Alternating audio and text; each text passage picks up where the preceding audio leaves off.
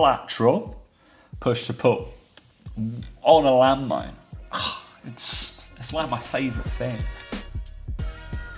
Welcome.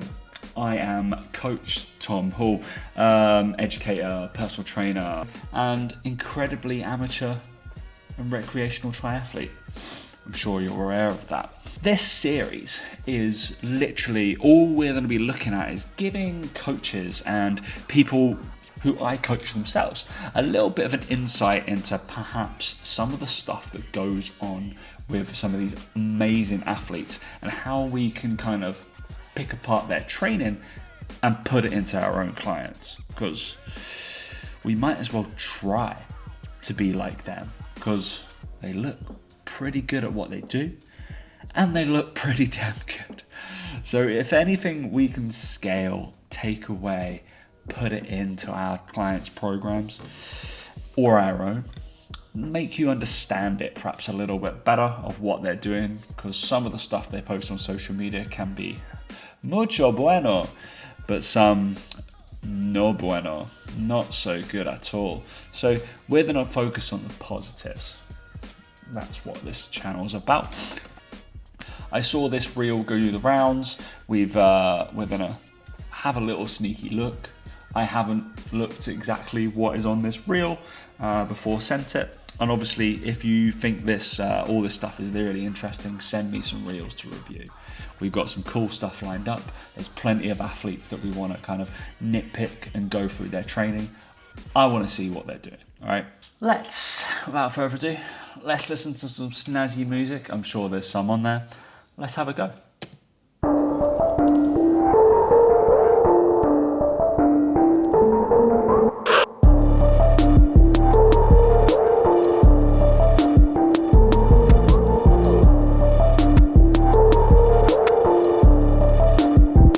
Cool.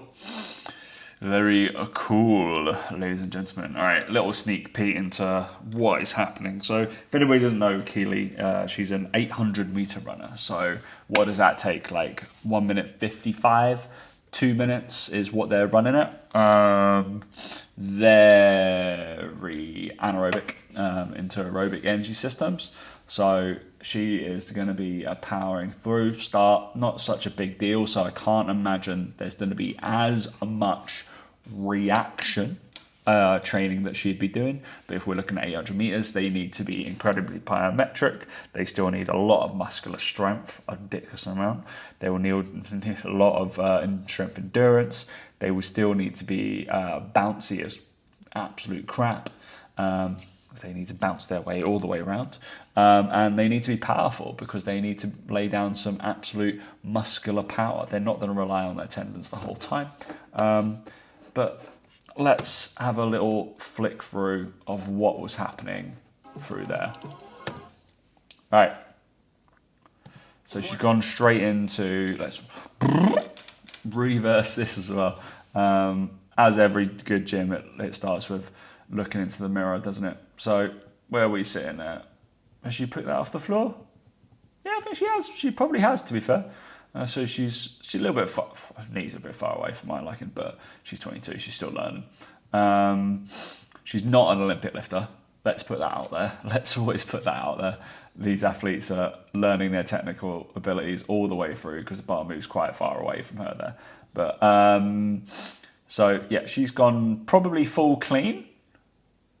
Yeah, pretty much full clean on that one, and then I'm not too sure. Let's say this is a hang clean, but she's not dropping into any kind of depth, so she's not going for a full catch phase, right? So I would say that's like power clean. Let's go normal power cleans. Absolutely fantastic exercise. We like really cool, and not worrying about the eccentric. So power clean is really cool. Lots of triple extension, lots of explosive power. Will probably sit right at the front of her workouts. Sorry, Chris Flitters, she's not doing these for reps. She's going to be doing these for explosive power only, probably up to fives perhaps. She'll be working in probably triples and getting some decent load through there. When I do these, so I've got like some strongman people and athletes at the moment. They might do up to sets of 8 with a very comfortable load for technical kind of abilities, and then they'll be hitting like 2-3 complete singles at like maybe 60 to 75%, and they're going to be snappy, immaculate. Okay, that's the idea. Technically proficient through these. Okay, otherwise we just replace them with some sort of maybe counter or explosive jump. Trap bar jumps, perfect for that. Okay, if you're not technically proficient or can't bother to learn, stuff like a trap bar jump shrug is probably the best thing. Okay, which is what I tend to do with a lot of my athletes. Right, what we got here? She looks happy with herself anyway.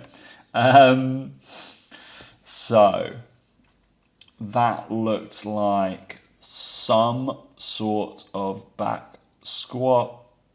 It's hard to see with this angle of what depth she's at. I would say it's beyond a half squat. It's a 3/4 squat. I reckon she's probably quite long limbed, so maybe the depth of her hips aren't apparent to hit depth anyway. And I don't think she probably needs to. The risk, there's probably not a risk of injury, but the whole idea of what she's doing here, you can see on the side, these are banded, right? So if you see down here on this side, I think you can probably see it over here, but this is a band that's connected to the barbell. I don't know whether that comes up. Let's get all the way to the start, okay? And she's going for absolute power.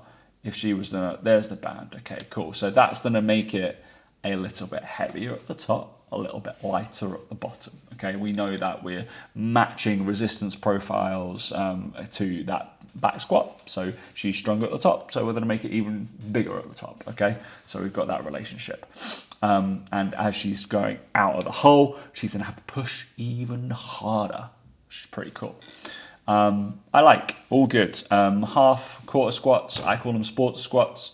They're never going to be going down to full depth most of the time unless they're doing categorically full range of motion strength work. And this is probably going to be more applicable for the amount of extension and hip extension that they're trying to create and the knee flexion that they get in their sport. Okay, she just needs a burst of power, and that's what she's doing. She might actually have a bench there. She's hit. It looked like she was going to a depth, which is what I would do. I would make them hit their butt. Okay, because there's no need. Looks happy. Looks happy. These ones look cool, right? All right. She's got a contralateral push to pull on a landmine. It's like my favourite thing. So she's got loads of T-spine extension. Well, no, T-spine extension. T-spine rotation happening here, okay? So one of the things which you might not realise in running, right? So when we're running along, your torso, you'll generally see, when you'll look at the runners, like long distance runners, their torsos stay very still all the way through a run, okay? But their body, their lower body, will be obviously cycling round and this mad gait that's long and powerful and whatever. But their torso is very, very still. So you've got something called vertical oscillation, which goes up and down. So let's use my friend here.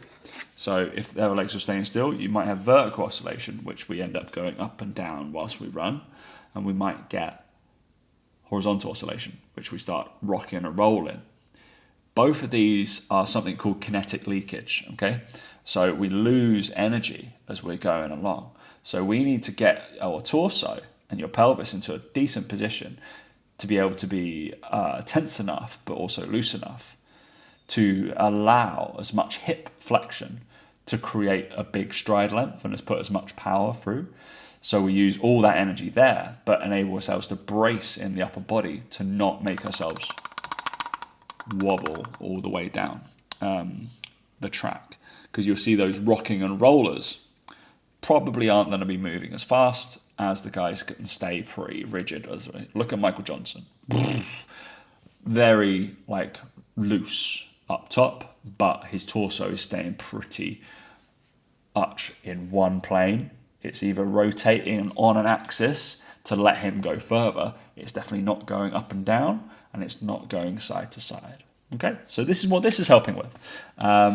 She's getting a strong torso. She's being able to rotate, so she's able to move her arms in conjunction with her legs, okay, to the opposite pull and push movement. Love it. Love it. All right, we got just some simple RDLs. That's pretty cool, isn't it? Like, really simple. These guys and girls probably will do more RDL work from the rack rather than full deadlift work, just because the sheer force of getting off the floor, there's not much point to it. They don't need that range of motion. She's getting enough hip extension there and hip flexion, so what's the point? And they need incredibly rigid hamstrings. That is a massive case. All right, so they're pretty cool. I think on this, obviously weighted pull-ups are amazing. All right, let's just run it through.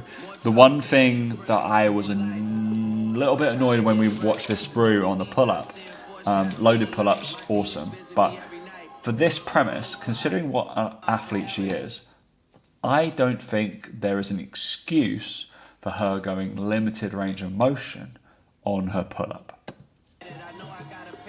That's not full. That would be the only annoyance for me, is this position. It's rounded here and your elbow is definitely bent. I want that awesome position, that dead hang position where T-spine's all locked in. Then we negotiate that pull. That would be the only thing I would ask of Keely Hodgkinson's obviously wonderful voice and seating. Just don't let her half out on the pull-ups. Jesus Christ, guys. She's world champion. I think she's world champion. I'm pretty sure. I know she's Olympic champion, but worlds maybe not. Unsure. Probably. That'd be my only thing. But weighted pull-ups are amazing. Perfect. I think as we run through there, so in summary, learn how to clean, but you can take it as like a trap bar shrug would be something else you can do, would be wonderful, but nice power output. The bands, not necessarily straight away, but some sort of kind of half to three-quarter squat off a box and making sure your contractile strength is going hard as hell. I would think that's probably like 65% of her rep max, somewhere around there. These are really cool, something you could add in. Usually done on cables, like on either side, or if you want a cable that you're pulling down on, like a lat pull down, you've also got a normal dumbbell you can create, or you just use the band like she's doing and a normal dumbbell press. That would 1000% work. Normal RDLs, dumbbells, kettlebells, trap bars, barbells, all bueno for me, and then pull-ups. All amazing. So that was pretty cool. I'd say that was pretty cool. Not exactly, I'm sure, when people are going, what, you're summarizing a middle distance runner? How boring can you be? But a lot of the practicalities of even doing for sprint training in the gym, there'll be some resilience-based stuff, some adductor work, some glute med work, some crazy lateral flexion work that she'll be doing.